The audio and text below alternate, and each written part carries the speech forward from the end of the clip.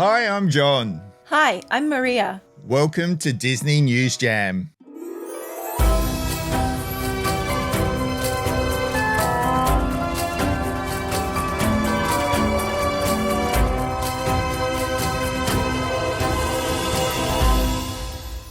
Let's go over to Maria now for a Disney cruise tips and tricks. And this week, it's the online check-in process. Hello everyone and welcome back to this week's Disney Cruise Tip online check-in. I will guide you through the online check-in process, including going through each section individually so that you know exactly what will be needed prior to make the process run smoothly. If you haven't already, now's the time to download the Disney Cruise Line Navigator app. This app allows you to access all information regarding your cruise, from daily schedules to onboard events and activities. You can also message each other and fellow passengers free of charge. Online check-in is required for everyone in your party and must be completed prior to your arrival at the port on embarkation day. Check-in opening times go by Castaway Club status. For first-time guests, it'll be 30 days before the cruise. For silver members, it'll be 33 days before the cruise. For gold members, it'll be 35 days before the cruise. For platinum members, it'll be 38 days before the cruise. And for Pearl and Concierge members, it'll be 40 days before the cruise. Check-in time is at Disney Cruise Line's headquarters local time, 12 a.m. So for you, it'll be converted to whatever your local time is. Keep in mind daylight savings. For example, 12 a.m. Florida time would be 4 p.m. Sydney time. Check-in and any modifications to your check-in must be completed by the day before you sail. When you hit that begin check-in button, it will take you out of the app and opens an internet browser window to begin checking in. You will see a checklist for what you need to do to complete check-in. The icons, which are silhouettes of classic Disney character faces like Goofy, Donald, and Minnie, are not filled in if you haven't completed the task. But as you fill in the information, you'll see the faces start to fill in with more graphic and colorful drawings. Aren't they just adorable? The sections that need to be complete are guest information, onboard account, travel plans, port arrival time, and cruise contract. Guest information. You will need to provide personal details including your residential address, contact information, and emergency contact. You will need to include a clear image of your passport or proof of citizenship. You will need a picture of the photo page of your passport. If you're using a driver's license, you will need to have a photo of the front and back of it. Also, you will need a photo selfie of each guest. For your onboard account security photo, it should be taken from the shoulders up, looking straight at the camera. Your face should be fully and clearly visible. Be sure to remove any eyewear that prevents your eyes from being seen, and any items on top of your head. There should be no other people or objects in the photo, probably best in front of an empty white wall. The photos must be an image like a JPG or a PNG. If you are taking your photos with your phone, you will need to export your photos as JPG. There is a size limit on how large the photo can be uploaded,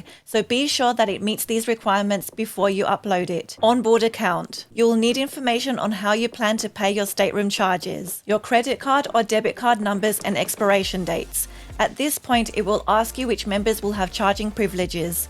If members of your party are paying for their own charges, you can enter their card information. Children under 3 years old can be registered for the It's a Small World nursery, and children aged 3 to 10 for the Oceaneers Club and Lab during check-in. Pre-teens and teens can register once on board at Edge and Vibe. Travel plans. You will need information about your plans before and after the cruise. If you are flying in for the cruise, you will need flight details, including airline, flight number, departure time, and arrival time. Also, you will need your plans to leave the port after the cruise. It's also important to have all of this information handy when you arrive at your port for embarkation too, and put it all in your carry-on luggage and not the luggage that will be checked in. Port arrival time. It is important to note that you must complete all sections in order and cannot skip ahead to choosing your port arrival time unless the previous sections have been completed first. So now is your chance to choose your arrival time at the port. Most people want to spend as much time on the ship as possible and are trying to get the earliest port arrival time. The earliest port arrival times depend on the port you are sailing out of.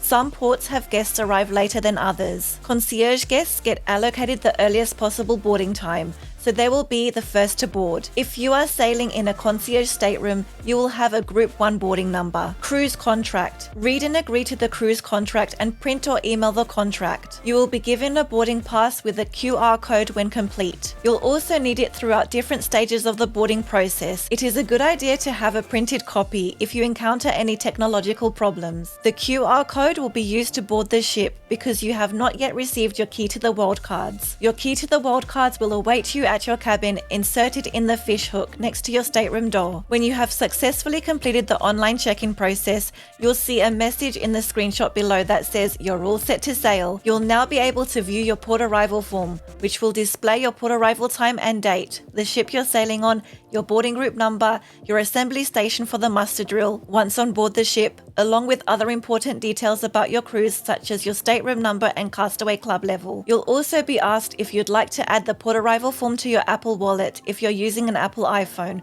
which will be very handy once you've arrived at the port. An important note is that while it says you're set to sail, your online check-in may still show as pending review. This is because a Disney Cruise Line cast member has to check the photos you submitted, and it's a long process. It could potentially say pending review until you sail. As long as you bring all the documents with you that you uploaded, you should be golden when you arrive at the port to embark on your Disney cruise. Remember, you must keep all these documents in a carry-on bag with you at all times during embarkation. Good luck and magical sailings to you. And that's our Disney Cruise Line tip for this week. Now it's over to you, John. And that's it for today's show. Don't forget to subscribe, ring the bell, and hit the like button. And it's not goodbye, but we'll see you real soon.